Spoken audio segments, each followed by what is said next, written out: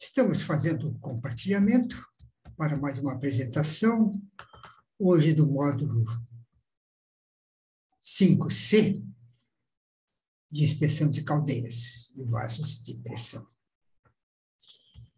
Então, nesse módulo, nós vamos tratar da inspeção a quente.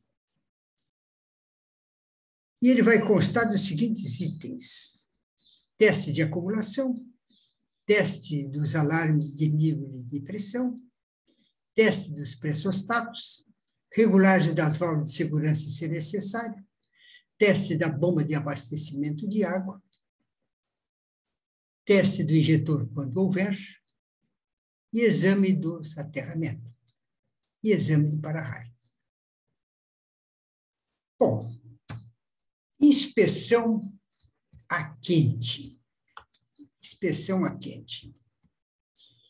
Essa inspeção é uma inspeção que eu posso dizer com algum conhecimento que tenho, de que não é muito comum ser feito essa inspeção a quente. Porque para fazer-se uma inspeção a quente, há necessidade que depois da inspeção a frio, a caldeira seja aquecida e elevada à pressão de trabalho. Então, se tratar de uma caldeira, tanto a óleo como a lenha, há uma demanda de tempo para que possamos aquecer uma caldeira fria. No mínimo, levaria 2 horas para que nós tivéssemos em condições de fazer os testes necessários para a inspeção a quente. Ou então, o inspetor teria que marcar um outro dia, quando a caldeira estivesse em funcionamento, para fazer. Normalmente, eu sempre fiz isso. Fazia as inspeções de caldeiras nos finais de semana, e durante a semana eu comparecia na empresa para fazer o teste a quente. Mas eu digo que esse teste não é muito comum por alguns exemplos que eu tive. Eu comecei a fazer as inspeções de caldeiras de uma empresa de vazamento de refrigerante e fiz a inspeção a frio e marquei para na segunda-feira, às 19 horas, horário em que haveria a parada da empresa, já estava na limpeza, e então eu poderia fechar o vapor para a fábrica e fazer a minha inspeção a quente. No dia aprazado, às 19 horas, lá compareci, perguntei para o operador se estava ok, se poderia fazer o trabalho a quente, ele disse que sim. Eu coloquei a caldeira, que é uma caldeira a óleo, coloquei no manual, fechei a válvula de vapor para a produção e começou a acumulação. Então, a primeira válvula deu o primeiro start, abriu parcialmente, e daqui a um pouco ela deu o segundo e abriu totalmente, dando um estrondo e uma saída muito violenta de vapor, que é um barulho muito severo. O operador, nesse momento, saiu correndo e foi parar a mais de 100 metros da casa de caldeira, na portaria. O pessoal que estava na limpeza saiu todo para fora da fábrica e rumaram todos para a portaria. Eu fiquei atônito, não sabia o que estava acontecendo, quem sabe um incêndio, mas não podia parar o teste, continuei o teste e concluí o teste, e a caldeira foi desligada, e daqui a um pouco aparece o operador.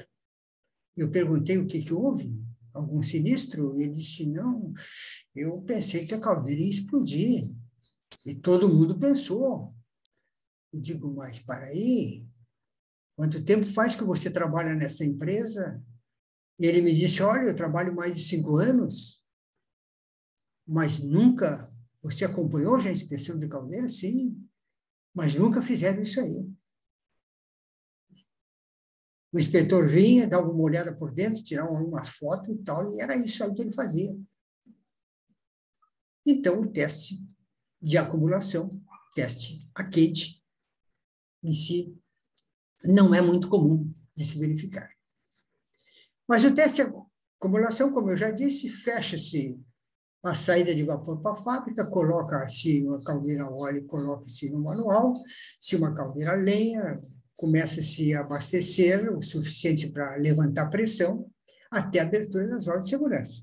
Nesse momento, nós conferimos as válvulas de segurança, se estão dentro do set point, ou se há necessidade de algum pequeno ajuste que nós vamos fazer a partir da segunda válvula, calçando a primeira, para que a segunda válvula abra, nós conferimos ela e ajustamos o que for necessário, e depois nós deixamos ela fechar, descalçamos a primeira para que ela seja aberta e regular até o set point dela. Ok? Isso aí é normal se fazer dentro de uma inspeção de caldeira. Okay? Não menos importante, depois de fazer isso aí, é fazer a lacração, colocar um lacre para que não haja a modificação do set point das válvulas e colocar o cartão, a placa do inspetor que fez e a data com que foi feita a regulagem e o aferimento das válvulas de segurança.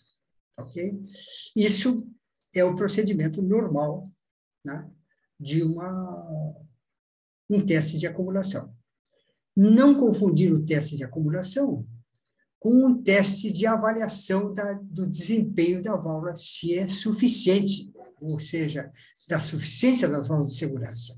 Esse é um teste que se faz quando a válvula é nova, ou quando ela vem de fábrica, ou quando a caldeira é feita a primeira inspeção da caldeira. Aí as válvulas devem estar abertas, as duas, no caso, e a MPTA não pode ser ultrapassada em momento algum durante 10 minutos. Isso é suficiência de válvulas. É um outro teste que se faz também.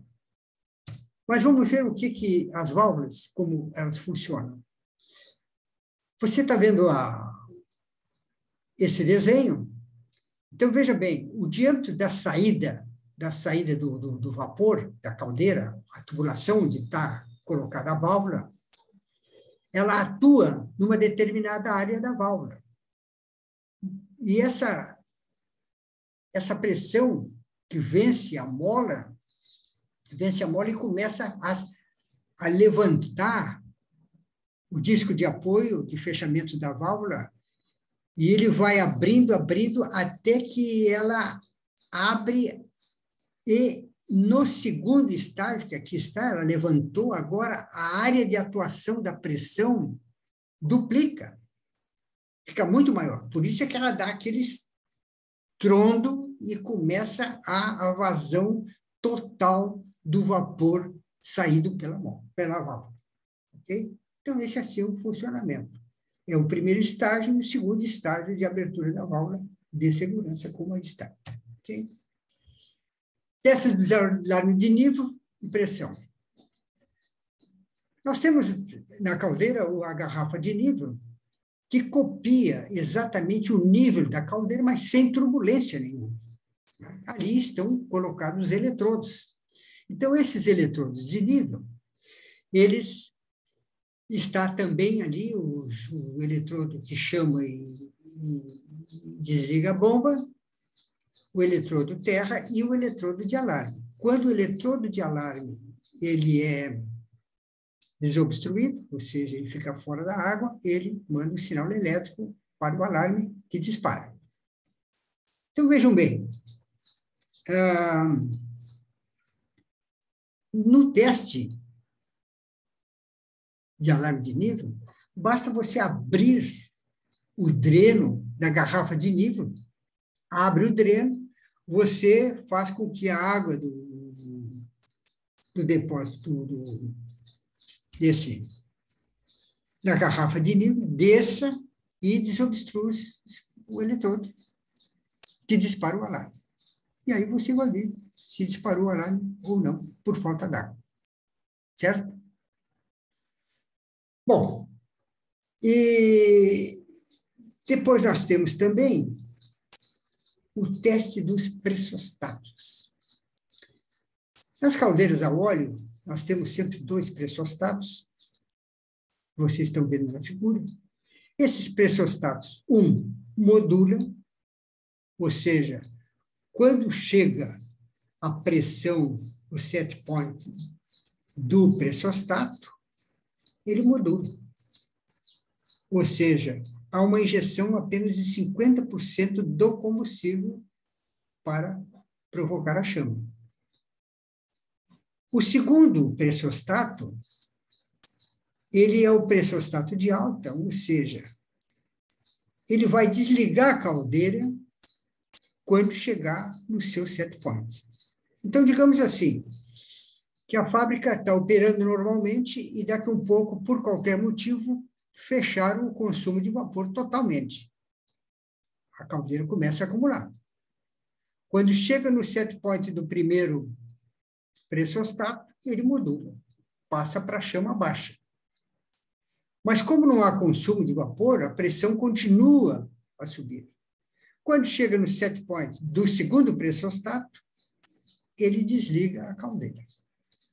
Já nas caldeiras a lenha ou a biomassa, esses pressostatos, na maioria das vezes, são utilizados para comandar um alarme de alta pressão ou para desligar o exaustor.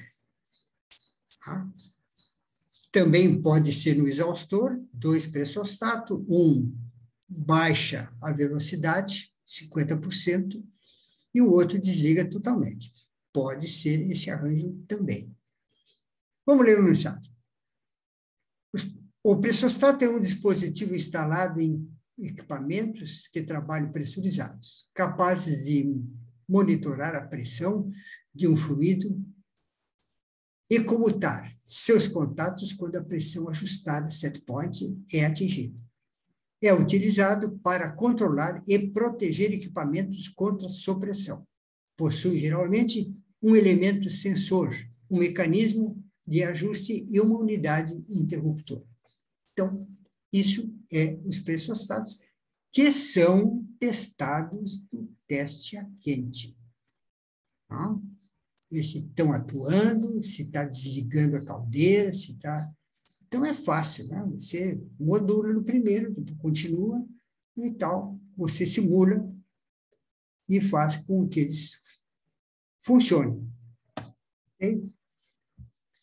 Bom, aqui nós temos a garrafa de nível com seus eletrodos. Então, nós temos 4 eletrodos dentro da garrafa de nível. Nós temos que liga a caldeira. Desculpa. Desliga a bomba. O 2, que liga a bomba. O 3, que é o terra. E o 4, que é o alarme. Então, estão nessa posição aí e assim opera. Quando o nível da água no interior da caldeira chega no eletrodo 1, desliga a bomba. Quando o nível da água no interior da caldeira chega no nível 2, ele desliga a bomba. Se a água chegar no nível do eletrodo 3, a caldeira automática a óleo, a caldeira é desligada. Caldeira a lenha, soará o alarme por falta de nível. Vamos tratar da regulagem das válvulas de segurança. Então, durante o teste de acumulação, se verificar que há necessidade de um pequeno ajuste na válvula de segurança, vejam bem, elas foram calibradas e reguladas a frio em bancada. Então, a diferença entre a regulagem a frio, bancada, e ela quente, em cima da caldeira, que é a transmissão térmica, né, pelos materiais, a mola é aquecida. Então, há uma pequena diferença entre a mola estar fria e a mola estar quente. Então, a mola estando fria, ela é mais resistente, e ela estando quente é menos resistente. Isso dá uma pequena modificação.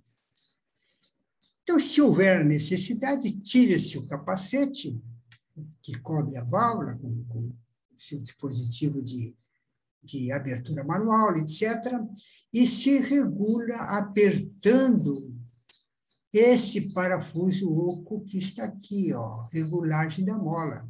Então, quando nós apertamos, ele que está apoiado aqui no suporte superior da mola, ele baixa esse suporte superior da mola, fazendo com que ela comprima. E quanto mais ela está comprimida, né, mais aumenta a atuação dela na pressão, mais ela vai atuar com maior pressão.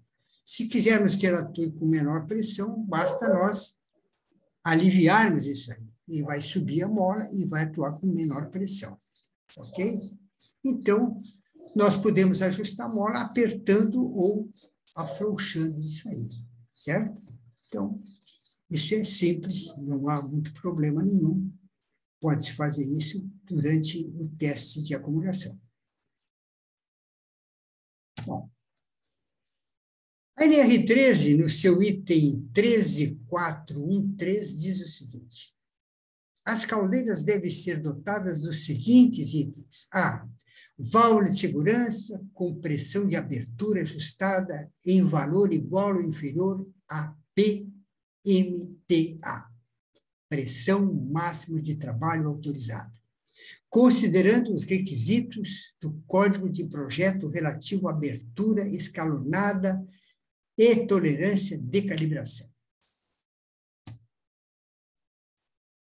Já as normas técnicas internacionais dizem o seguinte: caso a caldeira disponha de mais de uma válvula de segurança, as válvulas adicionais, mas não a primeira, poderão estar ajustadas para abrirem acima da PMTA até o limite de 3% acima desse valor. Mas o item 13.449 da NR13 diz o seguinte: as válvulas de segurança de caldeira devem ser desmontadas, inspecionadas e calibradas com prazo adequado à sua manutenção, porém não superior ao previsto para a inspeção de segurança periódica das caldeiras, por elas protegidas, de acordo com o subitem 13.44 e 13.45. Muito bem. Aqui no lado você está vendo uma mola de caldeira completamente corroída. Chega a estar lamelando a corrosão. E também os seus suportes de mola também estão. Essa é uma válvula que não funcionava mais. Estava ali só por estar. E por que isso acontece? Vejam bem, algumas caldeiras fazem o seguinte: na saída da válvula tem uma curva, e essa curva eleva, né, no sentido vertical, e depois mais uma curva para sair no sentido horizontal. E o pessoal, se não colocar um dreno, conforme está aqui aqui que eu vou tentar mostrar para vocês aqui,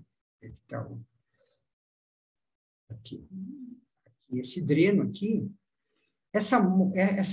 quando houver um pequeno vazamento, vai se acumular água, né, aqui, nessas partes aqui, e vai corroer a caldeira. Normalmente, as válvulas de segurança têm uma saída aqui, essa saidinha aqui, é um furinho para sair toda a umidade que estiver na válvula. Como ela está quente na caldeira, então há uma evaporação e a saída ali é nada. Mas se houver acumulação por obstrução desses furinhos ou desse conduto de saída de água da tubulação, poderá ocorrer o acúmulo e, com o tempo, a ferrugem vai tomar conta, como você viu naquela mola ali. Vamos ler o enunciado. A figura ao lado mostra uma típica instalação de válvula de segurança com as devidas tubulações de dreno no corpo e na tubulação de descarga. Ok? Muito bem. Teste da bomba de abastecimento de água. Nós temos que também, durante a inspeção a quente, fazer um teste de eficiência das bombas de abastecimento de água. Esse teste das bombas é feito da seguinte maneira. Nós esperamos a caldeira estar no seu pico de trabalho, né? Não é na MPTA, e sim naquele pico de trabalho, por exemplo, se ela é 10 quilos de pressão é MPTA, mas ela trabalha com 8, que é o que normalmente acontece, 8 quilos é o pico máximo de pressão, nós deixamos a bomba entrar em operação e marcamos o tempo que ela fica ligada.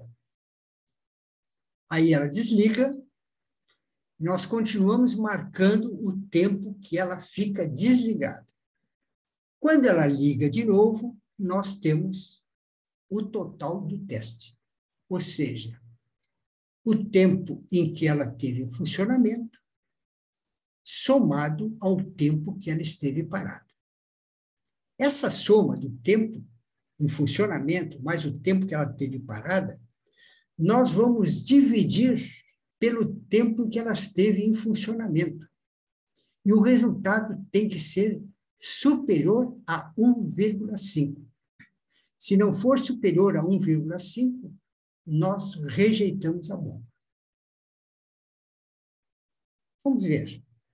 A bomba ficou 3 minutos em funcionamento e teve parada por 3 minutos também. 3 mais 3, 6. Dividido por 3, 2. Acima de 1,5, a bomba está aprovada. Ficou entendido? Muito bem. Teste do injetor quando houver. Por que quando houver? Porque tem caldeiras a lenha que a pressão de trabalho é superior a 10 quilos. Então, o injetor não atende pressões superiores a 10 quilos. E nas caldeiras a combustível líquido ou gasoso, não há necessidade nenhuma de termos injetor. Tá? Porque qualquer problema, basta desligar e cortou a chama, não tem problema nenhum. Mas como funciona esse teste do injetor quando houver? E quem faz esse teste não é o profissional habilitado, e sim o operador de caldeira que está no momento da inspeção a quente. Então, o inspetor determina que ele vai colocar em funcionamento o injetor, e não diz mais nada, ele tem que saber tudo. E ele tem até 3 tentativas para fazer funcionar o injetor. Se em 3 tentativas ele não conseguiu fazer funcionar o injetor, ele, operador, está reprovado. Mas no caso das 3 tentativas não vingarem, aí o profissional habilitado, ele vai testar o equipamento. Ele vai também, com 3 tentativas, tentar fazer ele funcionar. Se ele não funcionar nas 3 tentativas feitas pelo profissional habilitado, o equipamento está rejeitado. Não o operador. O operador no início. Agora é o equipamento que está. Se o profissional habilitado conseguir fazer que ele funcione normalmente, está rejeitado o operador. Não sei se ficou bem entendido isso aí. Bom, mas vamos ver o que diz aqui o enunciado. Observe o nível de água rigorosamente na coluna de nível, tendo em conta que o nível normal da caldeira dependerá das próximas operações a seguir. Abra a válvula de vapor, porque a válvula de entrada de água já está. E vejam bem, água fria, né? Abra lentamente a válvula do injetor. Agora, dela dependerá a regulagem da vazão da alimentação de água. A regulagem deve ser feita com precisão. No funcionamento contínuo da caldeira, com consumo de vapor uniforme, A regulagem poderá ser feita de modo que o nível da água da caldeira não varie, fique ligado, estável, e assim a caldeira funciona com maior perfeição. Então, aí há um ajuste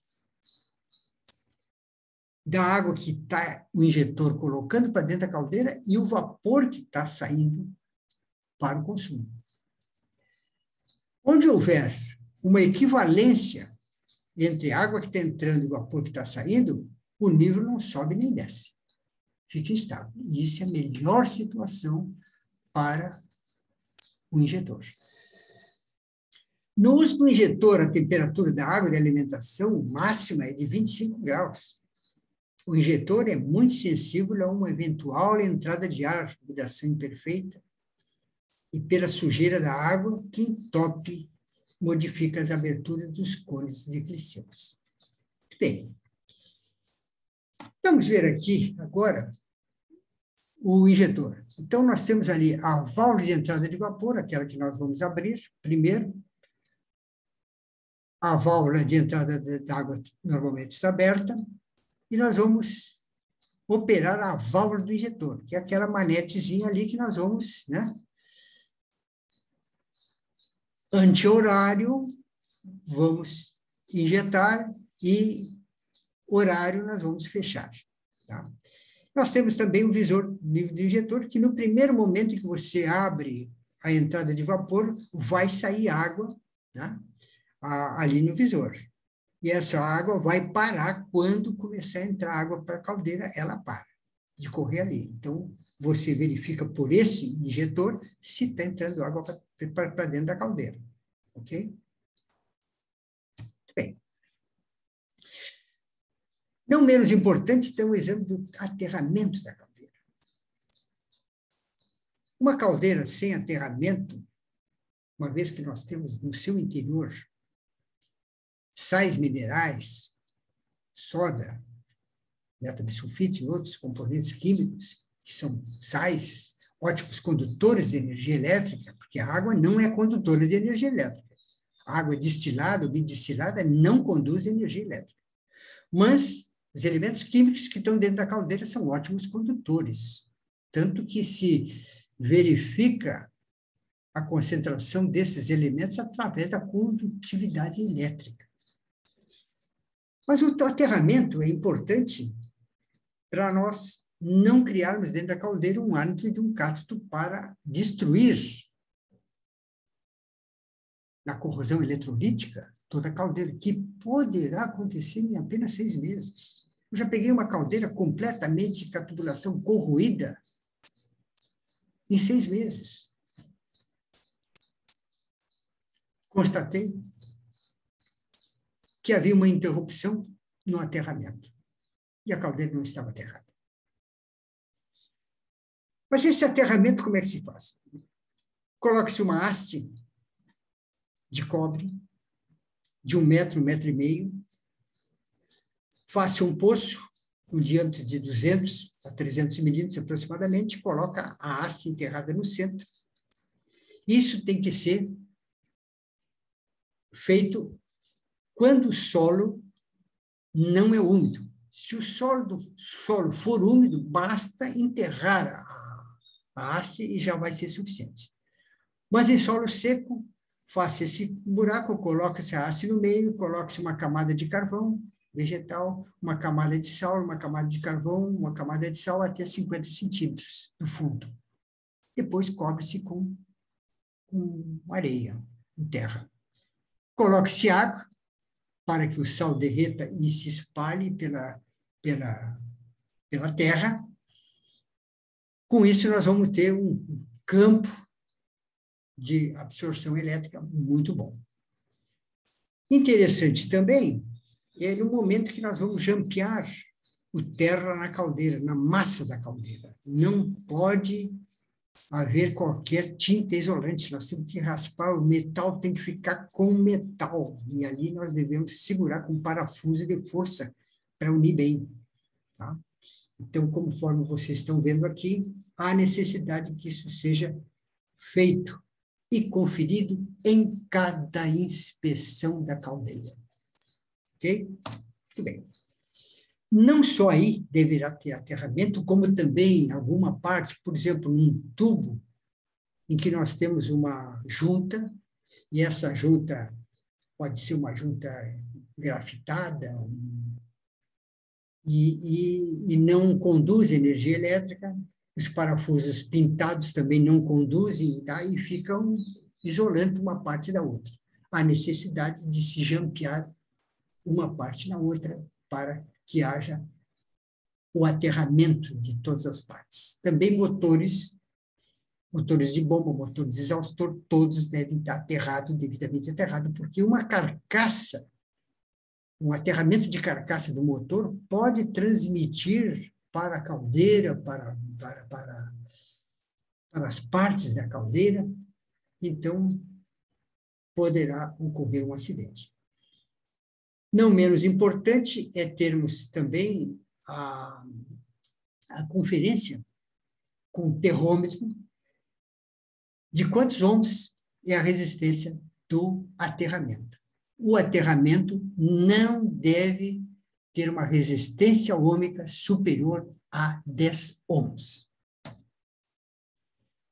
Para-raio na chaminé, muito importante o para-raio na chaminé. Como nós vimos aí, hoje se usa mais o Franklin, e nós temos também uma dúvida se nós colocamos o para-raio da chaminé no mesmo aterramento da caldeira ou não. Isso, uns dizem que não devemos colocar, outros dizem que pode colocar. A minha opinião pessoal é que podemos colocar o terra, se o terra da caldeira for um terra eficiente, podemos colocar o para-raio.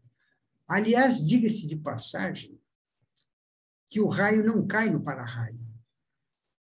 O para-raio é que libera para a nuvem a corrente elétrica. Tá? Então, vai de baixo para cima, não de cima para baixo. A impressão que nós temos é que ele cai de cima para baixo, mas não. Na verdade, é o contrário. Né? O para-raio serve para ceder energia elétrica negativa ou positiva para a nuvem que está carregada. E aí dá aquela faísca. Ok? Muito bem. Análise da fumaça. Nós também podemos analisar, o inspetor analisa a fumaça da caldeira. Se nós tivermos uma caldeira com uma fumaça preta, nos quer nos dizer que a mistura está muito rica, nós temos mais combustível do que ar. No momento que nós temos a fumaça muito branca, nós temos uma mistura pobre, ou seja, temos mais ar do que combustível. Então, há que equilibrar, fazer a estequiometria da mistura de combustível e comburente.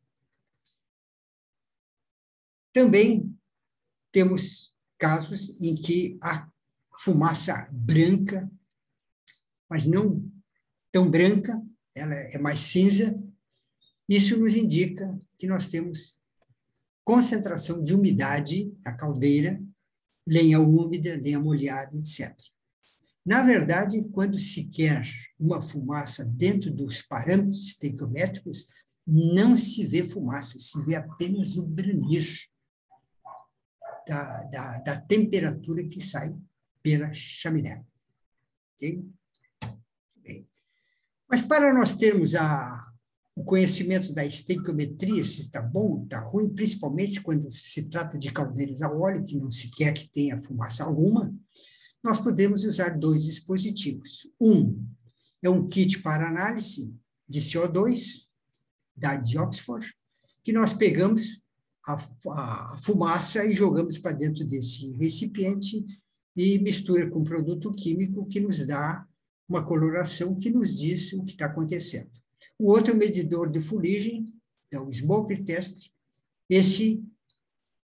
Ele puxa com uma bomba a fumaça e faz ela passar por um filtro. E esse filtro, a coloração desse filtro é comparada a um padrão que nos indica como está a estequiometria da caldeira. Ok? Muito bem. Nós estamos encerrando. Eu quero lhe convidar para o módulo 6, avaliação da integridade. E a NR13 diz o seguinte: no máximo, ao completar 25 anos de uso, na sua inspeção subsequente, as caldeiras devem ser submetidas a uma avaliação de integridade com maior abrangência para determinar a sua vida remanescente e novos prazos máximos da inspeção, caso ainda estejam em condição de uso. Ok? Então, até lá. Muito obrigado pela atenção. Vamos tentar descompartilhar isso aqui.